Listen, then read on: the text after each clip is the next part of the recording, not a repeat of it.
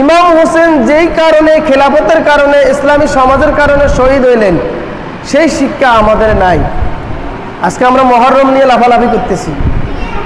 তাজিয়া মিছিল, মহরমকে কেন্দ্র করে কিছু কিছু শিয়া, কিছু কিছু মুসলমান নামধারী, তারা মহরমের দিন 10 মহরম তারা রাস্তায় বাইর হবে, ঘোড়ার উপরে উঠবে, একজন মাওলানা থাকবে, তাকে ফুলের মালা পরানো হবে, হায় হোসাইন হায় হোসাইন করবে, নিজের গা থেকে রক্ত ঝরাইবে, কিন্তু ফজরের নামাজের খবর নাই।